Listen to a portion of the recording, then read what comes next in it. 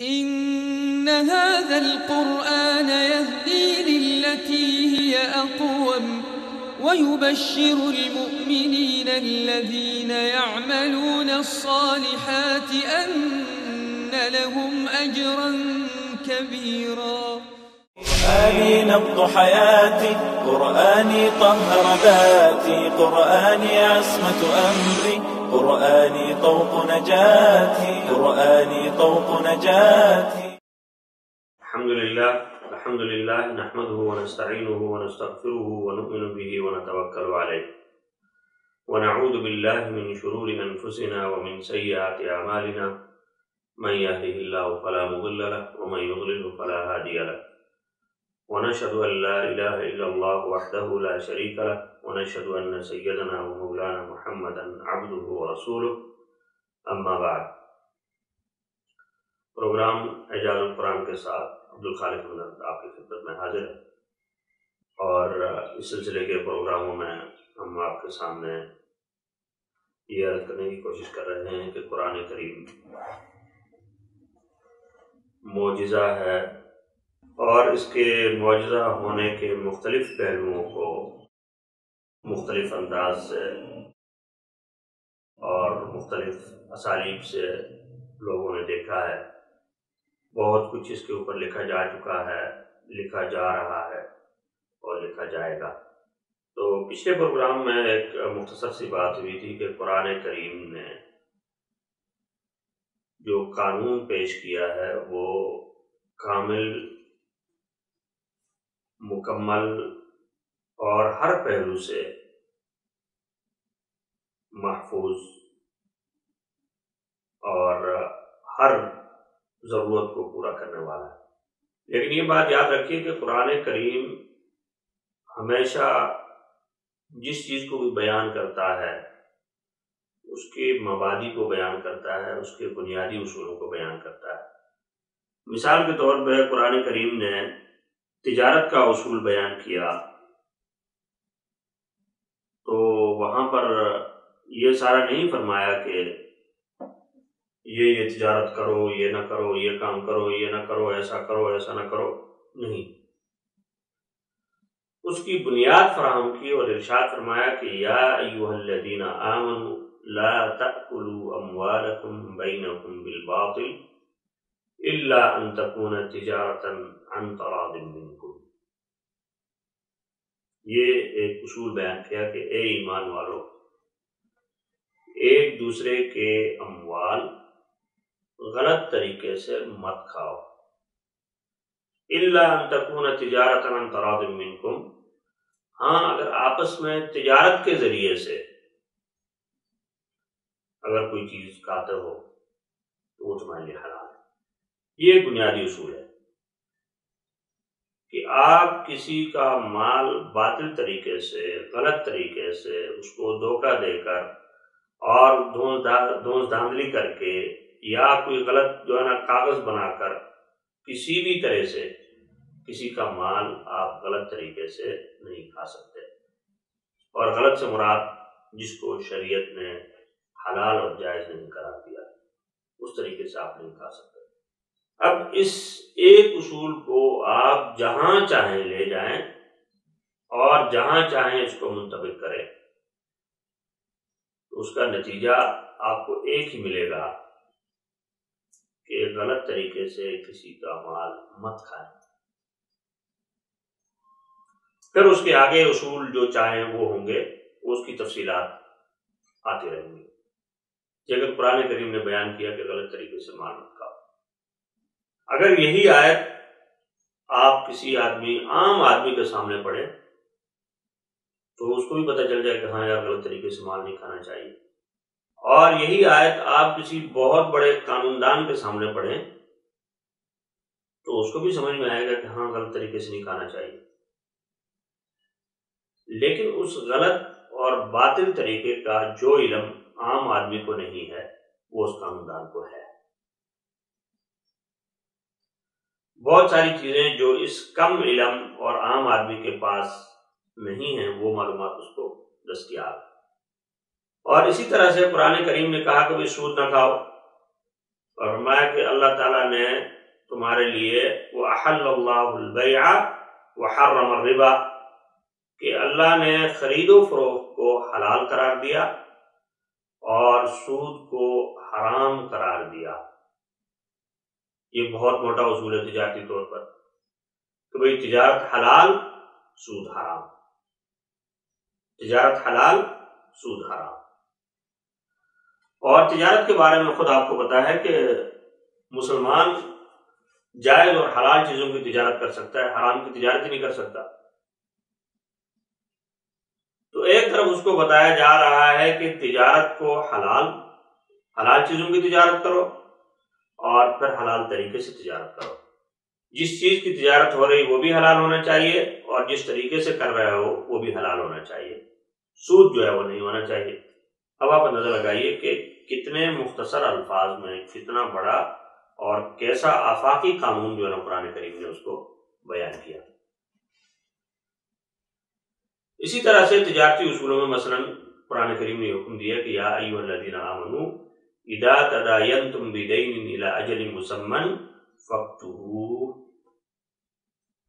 کہ اے ایمان والو جب تم آپس میں قرض کا ایک دوسرے سے قرض لو تو اس کو لکھ لیا کرو، اس کو لکھ لیا کرو۔ وَلْيَكْتُبْ بَيْنَكُمْ كَاتِبٌ بِالْعَدْلِ اور لکھنے والا تمہارے درمیان انصاف کے ساتھ لکھے، انصاف کے ساتھ لکھے۔ پہلی بات یہ کہ جب کسی سے لین دین کرتے ہو اس کو لکھ لو، لکھنے کا حکم کیوں؟ تاکہ تمہیں یاد رہے، کل کو تمہارے درمیان کوئی جھگڑا نہ ہو، تمہارے پاس رسید موجود ہو، جو دیا ہے اس کی بھی رسید ہے اور جو لینا ہے اس کی بھی رسید ہے، معاملہ آپ کا صاف ہو۔ اور کاتب لکھے کیسے؟ انصاف کے ساتھ، انصاف کے ساتھ، کہ ایسا نہیں کہ رقم کم تھی اس نے اپنی طرف سے اس میں زیادہ لکھ دیا، یا رقم زیادہ تھی اس نے اپنی طرف سے کم لکھ دی، نہیں، پائی پائی کا حساب، ٹکے ٹکے کا حساب لکھو اور پورا اس کو ادا کرو۔ یہ قرآن کریم نے بہت موٹا سا اصول بیان کیا۔ اب اس اصول کو جہاں پر بھی آپ لے جائیں آپ دیکھیں گے کہ اس کا نتیجہ ایک ہی نکلے گا کہ اگر اس اصول کے مطابق آپ نے کام کیا ہے تو اس کے اندر جھگڑا پیدا نہیں ہوگا۔ یہ قرآن کریم کی گارنٹی ہے۔ اور کیوں ہے؟ اس وجہ سے کہ یہ اللہ کی کتاب ہے اور وہ انسانوں کی ساری ضروریات کو، ساری حاجتوں کو جانتا ہے۔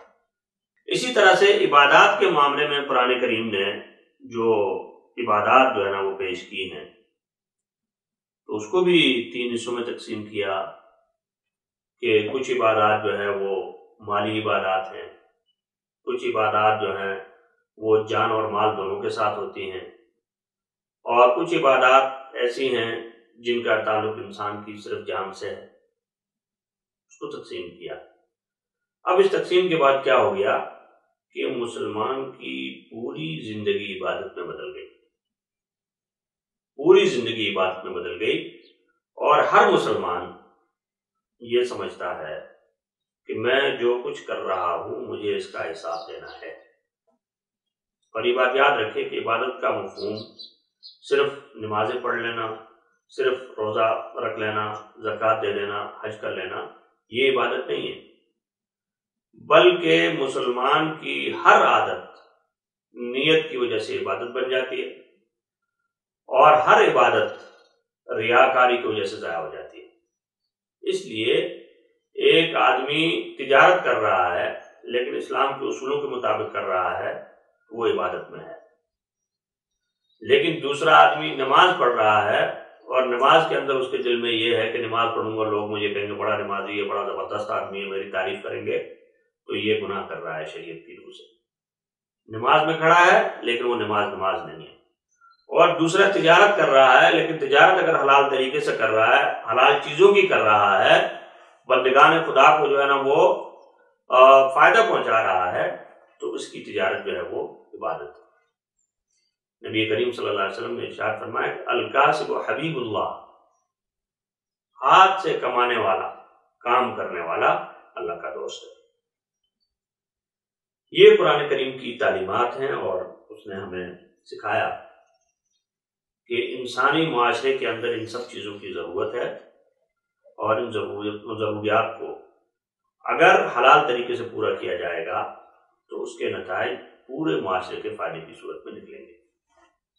آج دنیا اپنے بنائے ہوئے سارے قوانین کو دیکھنے کے بعد، ان کو آزمانے کے بعد اور ان کو نافذ کرنے کے بعد ان کے نقصانات سے آگاہ ہو کر واپس جو ہے پرانی تعلیمات کی طرف آ رہی ہے، مجبوراً واپس آ رہی ہے۔ اسی طرح سے جرائم کے اوپر جو سزائیں ہیں، قرآن کریم نے 5 بڑے جرائم کے اوپر حد مقرر کی ہے اور سزائیں ان کے لیے پکی مقرر کی ہیں۔ پوری دنیا اس وقت اس بات کے اوپر ہے کہ ان سزاؤں کو ختم کیا جائے، مثلا جیسے قتل کی سزا کو کہ قصاصاً قتل نہ کیا جائے، زانی کو رجم نہ کیا جائے، شرابی کو کوڑے نہ لگائے جائیں۔ قرآن کریم نے ان کو حدود کہا، اور اس کا نتیجہ اسلامی معاشروں میں تاریخ میں سارا موجود ہے۔ لیکن جدید قوانین کے ذریعے سے بہت سے ملکوں نے قصاص کے قانون کو ختم کیا کہ یہ جس نے قتل کیا اس کو قتل نہ کیا جائے، جس نے ڈاکہ مارا ہے اس کا ہاتھ نہ کاٹا جائے، جس نے چوری کی ہے اس کا ہاتھ نہ کاٹا جائے۔ نتیجہ کیا ہے اس کا کہ اس وقت جیلیں جو ہے وہ مجرموں سے بھری ہوئی ہیں، اور ان قوانین کی وجہ سے جو آدمی پہلے چور ہو کے جیل میں جاتا ہے وہاں سے ڈاکو ہو کے واپس آتا ہے۔ ہاں، ہو سکتا ہے کوئی آدمی ایسا بھی ہو وہاں جا کے عبرت حاصل کر لے، ایسا ہو سکتا ہے، اور ہوا بھی ہے اور ہوتا بھی ہے، لیکن عام طور پہ جو روش ہے اس کی بات کر رہا ہوں کہ چھوٹا جرم کر کے جیل جاتا ہے اور وہاں سے بڑے جرم کی تیاری کر کے واپس پہنچتا ہے۔ کیوں؟ اس کو اس قانون کے اندر، انسانوں کے بنائے ہوئے قوانین کے اندر جو اس کی خامیاں ہیں وہ اس کو پتہ چل جاتی ہیں کہ آپ یہ کام کر کے یہاں سے بچ سکتے ہیں، یہ کام کر کے یہاں سے بچ سکتے ہیں، یہ کام کر کے یہاں سے بچ سکتے ہیں۔ وہ اپنی تیاری کے ساتھ وہ سارے کام کرتا ہے۔ لیکن قرآن کریم نے جو حدود مقرر کی ہیں، اگر آپ تاریخ کے اعداد و شمار کو دیکھیں تو جس زمانے میں ان جرائم کی حد جو ہے نا وہ نافذ ہوتی تھی، اس وقت جرائم کی نسبت کیا تھی اور آج جرائم کی نسبت کیا ہے، تو معلوم ہوگا کہ قرآن کریم کی جو تشریع اور جو اس کا قانون تھا اس کے اندر جرائم کی نسبت انتہائی کم ہے۔ اس وقت مجھے اس کے اعداد و شمار معلوم نہیں ہے، لیکن انتہائی کم ہے۔ اور اگر اس کے مقابلے میں جو انسانوں کا وضعی قانون ہے اور انسانوں کا بنایا ہوا قانون، اس کے اندر آپ دیکھ رہے ہیں کہ جرائم کی شرح جو ہے وہ روز بروز بڑھتی جا رہی ہے۔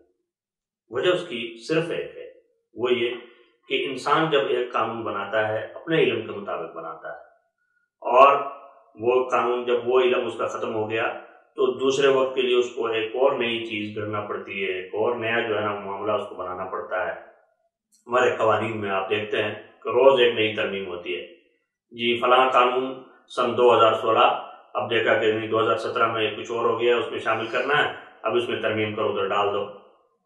پھر 17 کے بعد 18 آ گیا کہ نہیں جی وہ فلاں قانون بنا تھا، اس میں فلاں شرک ہے، اس کو ہٹاؤ، نئی شرک جو ہے اس میں ڈالو۔ کیوں؟ اس لیے تاکہ اس میں سے کچھ لوگوں کو رعایت دی جائے اور کچھ لوگوں کو اس کے اندر ڈالا جائے، ان کو سزا دی جائے۔ لیکن اسلام نے جو قوانین بیان کیے، قرآن کریم نے جو قوانین بیان کیے، اس کے موٹے اصول اور اس کی بنیاد فراہم کر دی کہ قانون اس طرح ہوگا۔ اب اس کے بعد جو اس کی فروع ہیں، اس کے لیے پھر قرآن کریم نے حاکم وقت کو بہت ساری تعزیرات کے لیے اجازت دی ہے، اور اسی طرح سے جو نا بہت سارے جو نا آگے اس کو تنفیذ کے طریقوں کی اجازت دی ہے۔